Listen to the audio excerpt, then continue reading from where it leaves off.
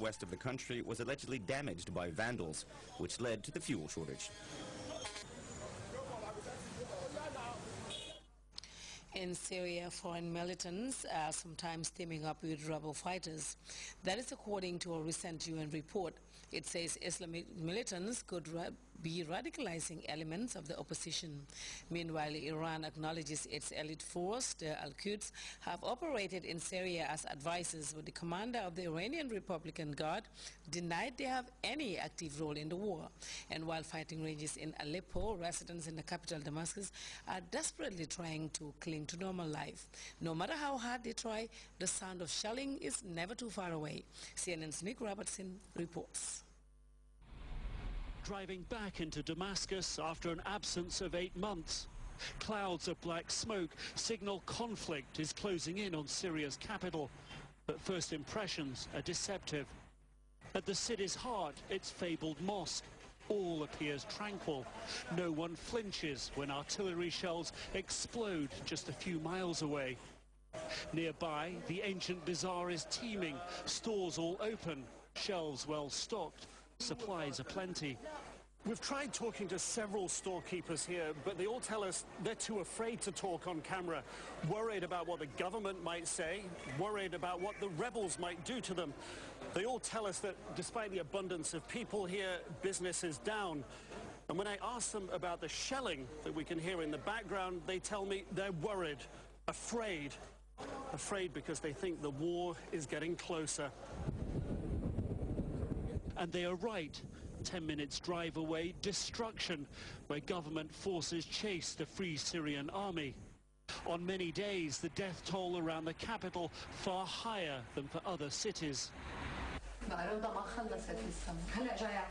But where they can, people are trying to hold on to their old lives.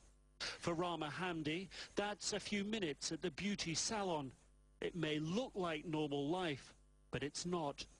Every day we're hearing this boom, boom, and everything else, but there is a life, sadly, going on. You don't worry about it? I'm worried sick about it, but there's nothing we can do. She tells me she hates the killing, supports neither government nor rebels, wants them to talk, feels stuck in the middle. So too the salon's owner. Nowadays I cannot go to the countryside without being worried somebody will stop me. Is it the real army or the other army stopping me? What answer I should answer if they ask me with whom I am? So it's really difficult now because you are really stuck in the middle. At a news conference, under the banner of unity, an array of anything but united opposition figures call for talks with the government. There's an air of urgency here. The speakers are discussing the fact the situation is worse than it was a year ago, that they need to be united, that they need to speak with a common voice. But even as these discussions are going on here, you can hear the blasts happening outside, perhaps as close as a couple of miles. Reality is, none of the armed opposition, like the Free Syrian Army, are here. They'd be arrested. The groups gathered here are the ones the government tolerates. They know they are powerless.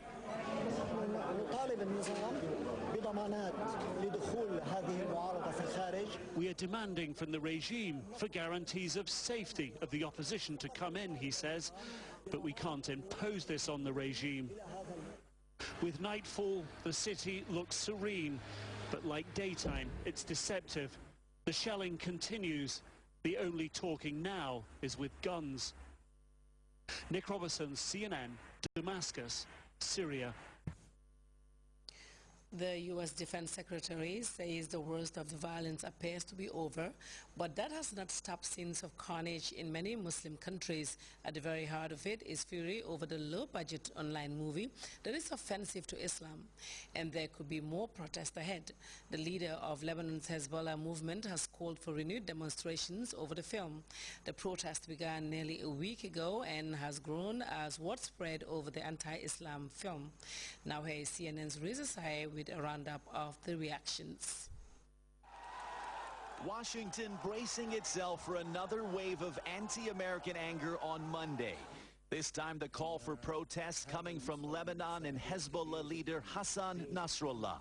The whole world needs to see your anger on your faces, in your fists and your shouts, Nasrallah said in a televised speech. On Sunday, anti-American demonstrations continued in Karachi, Pakistan, as police beat back scores of protesters in front of the U.S. consulate. That angry rally followed a flurry of protests over the past few days in places like Yemen, Egypt, Tunisia, Iran, where demonstrators railed against a low-budget film that insults Islam's prophet Muhammad. The protests sometimes turned violent.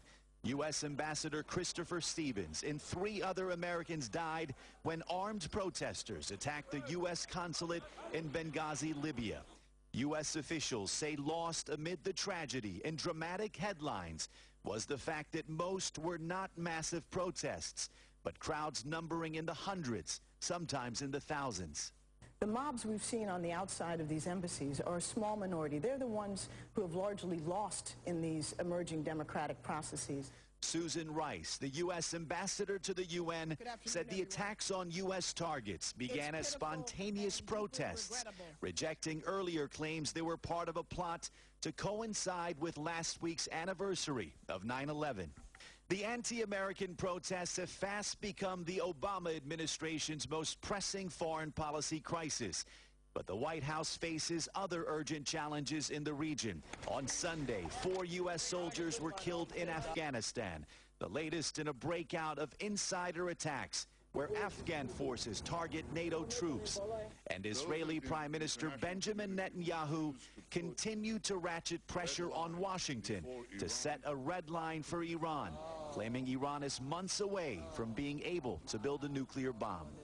I think that there's a common interest of all Americans, of all political persuasions, to stop Iran. This is a regime that is giving vent to the worst impulses that you see right now in the Middle East. Washington is putting a lot of pressure on governments in the region to crack down on violent protests, and those governments have responded with tighter security, and the protests seem to be tailing off. In the meantime, Libyan officials say they've arrested a number of suspects in the attack that killed U.S. Ambassador Stevens. It's not clear who these suspects are at this time, but Libyan officials saying, contrary to earlier claims, there is no evidence al-Qaeda was involved. Reza Sayed, CNN, Islamabad. Well, time now to take a quick look at the weather report, courtesy of the Central Forecast Office.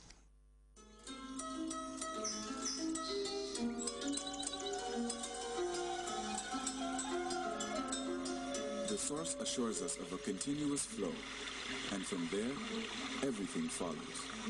And for those of us who know what the River Gambia stands for, understanding its sustainability in all aspects of life is easily confirmed. The River Gambia provides nutritious delicacies as food, while it provides its wildlife a balanced ecosystem. This river, as a sanctuary, is committed to its inhabitants' needs without season. And as you travel along, all these values are replicated in one company, Elton. Just like the River Gambia, leads in its commitment to values that matter most. Elton, championing the vision for a new generation.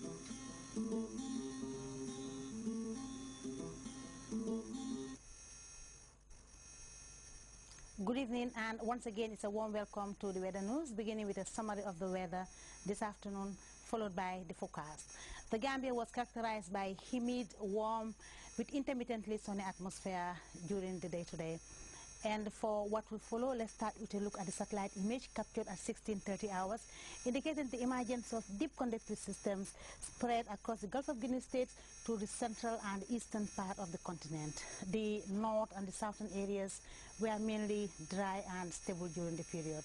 For our forecast tonight, we are expecting a variably cloudy atmosphere across the Gambia, but the chances of isolated rain showers, particularly over the eastern sector of the country. Day tomorrow will also be characterized with a variably cloudy, humid, but rain showers and thunder activities are expected to affect parts of the country during the day. Wind direction has changed from purely westerly to purely southerly.